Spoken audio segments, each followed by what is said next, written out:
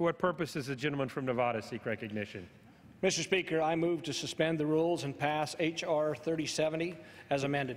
The clerk will report the title of the bill. Union Calendar Number 397, H.R. 3070, a bill to clarify that for purposes of all federal laws governing marine fisheries management, the landward boundary of the exclusive economic zone between area south of Montauk, New York, and Point Judith, Rhode Island, and for other purposes. Pursuant to the rule, the gentleman from Nevada, Mr. Hardy, and the gentleman from Missouri, Mr. Clay, will each control 20 minutes. The chair recognizes the gentleman from Nevada. Mr. Speaker, I ask unanimous consent that all members have 5 legislative days to revise and extend their remarks and include extraneous materials on this bill under consideration. Without objection, so ordered. I have that on. You're not the only one. I yield myself. Mr. Speaker, I yield myself such time as I may consume. Gentleman's recognized. H.R. 3070, introduced by my colleague Congressman Lee Zeldin of New York, aims to eliminate federal regulatory confusion around the Block Island Sound. His bill authorizes the Secretary of Commerce to permit striped bass fishing in a Block Island transit zone between Montauk, New York, and Point Judith, Rhode Island. The bill before us today is a result of extensive input from area stakeholders and congressional deliberations. Following a Natural Resources Committee oversight field hearing and a subsequent legislative hearing, the bill has been amended to resolve any concerns about the unintended impacts on other federally permitted activities. As such, the Natural Resources Committee passed this bill earlier this year by unanimous consent. I urge my colleagues to support this bill and commend Mr. Zeldin for his leadership on this bill, and I reserve the balance of my time. The gentleman reserves. The gentleman from Missouri, Mr. Clay. Mr. Speaker, I yield myself such time as I may consume. Gentleman's recognized. As introduced, H.R. 37 would have had sweeping negative impacts. It would have redrawn the boundary of the exclusive economic zone in an area between Montauk Point, New York, and Block Island, Rhode Island, allowing for state management of fishery resources currently managed by the federal government. It would have barred Connecticut fishermen from using the area at all and would have eliminated a key sanctuary for striped bass at the very time this species needs stronger conservation measures. Fortunately, the Natural Resources Committee was able to address those flaws at markup and is able to bring forward a bill today that does not have any unintended consequences. The current version of H.R. 3070 simply clarifies that the Secretary of Commerce has the authority to issue regulations governing recreational fishing for striped bass in the Block Island Transit Zone. This area is currently closed to striped bass fishing, and I join the vast majority of recreational anglers in the region in urging fisheries managers to keep it that way. That said, we do support the bill before us today, and Mr. Speaker, I reserve the balance of my time. Gentleman reserves. The gentleman from Nevada, Mr. Hardy.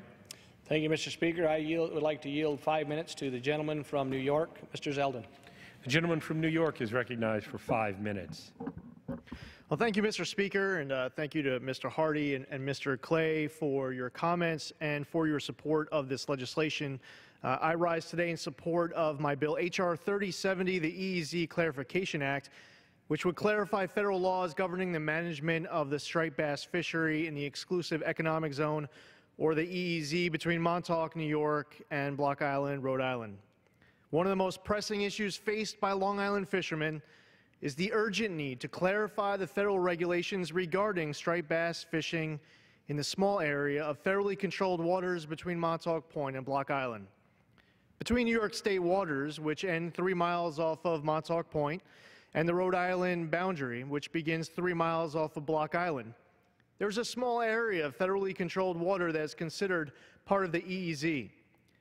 The EEZ, which extends up to 200 miles from the coast, are waters patrolled by the Coast Guard, where the United States has exclusive jurisdiction over fisheries and other natural resources. Since 1990, striped bass fishing has been banned in the EEZ. Even though fishermen can currently fish for striped bass in adjacent state waters. Fishing is an industry in and around my district. It's getting more and more difficult to survive in this industry if you are a business owner. Fishermen are desperately pleading for common sense relief, and this is one way Congress can help. To my colleagues in this chamber, I ask you to vote in favor of this bill, passing this legislation on behalf of the amazing fishermen on the east end of Long Island. Long Island striped bass fishermen have lost 60% of their traditional fishing grounds due to federal restrictions that my bill intends to reform. Additionally, the geography of our region means that making the 15-mile journey by boat from Montauk Point to Block Island requires passing through a small strip of waters considered to be part of the EEZ. The shift in jurisdiction can mean a difference between a nice day on the water and committing a federal offense.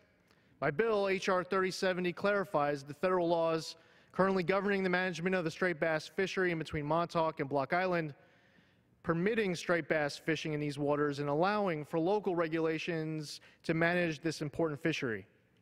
This legislation is a common sense reform that offers a simple solution to a unique local issue, providing regulatory relief and more certainty to our region's fishermen, while restoring local control to a critical fishery that must be properly managed and preserved for future generations. Late last year, on December 7, 2015, I co-hosted a House Natural Resources Committee field hearing within my district in Riverhead, New York, with Chairman Rob Bishop of Utah. The hearing was held to discuss important local fishing issues, including this legislation. Chairman Bishop and members of the committee were able to hear firsthand the concerns of those on Long Island who rely upon fishing as an occupation and way of life. A few months later, on March 17, 2016, working closely with the committee, the great committee, my bill passed this committee with unanimous bipartisan support. I would like to thank House Majority Leader Kevin McCarthy for having the bill placed on today's agenda on the House floor. Big thank you to House Natural Resources Committee Chairman Rob Bishop, Subcommittee on Water, Power, and Oceans Chairman John Fleming, Subcommittee on Water, Power, and Oceans Vice Chairman Paul Gosar for recognizing the urgency in passing this bill, and Congressman Joe Courtney, my colleague across the Long Island Sound, who worked with us to make this a bipartisan bill. I also commend the steadfast commitment and activism of Long Island's fishing community, which championed this issue for nearly 2 decades and are standing up for Long Island's coastal way of life. The dedicated men and women who fish in these local waters and the tens of thousands of Long Islanders who depend upon the coastal economy of the East End deserve no less than this common sense reform promoted by this proposal. I encourage all of my colleagues to vote in support of this critical bill. Thank you, Mr. Speaker, and I yield back. Gentleman from New York yields back. Does the gentleman from Nevada reserve? The gentleman from Missouri. Mr. Speaker, at this time I have no further speakers, and I urge the body to adopt H.R. 37 and yield back the balance of my time. The gentleman from Missouri, Mr. Clay, yields back. The gentleman from Nevada. With that, I'll yield back. The gentleman yields back. The question is, will the House suspend the rules and pass H.R. 3070 as amended? Those in favor say aye. Those opposed, no. In the opinion of the chair, 2/3 being in the affirmative, the rules are suspended, the bill is passed, and without objection, the motion to reconsider is laid on the table.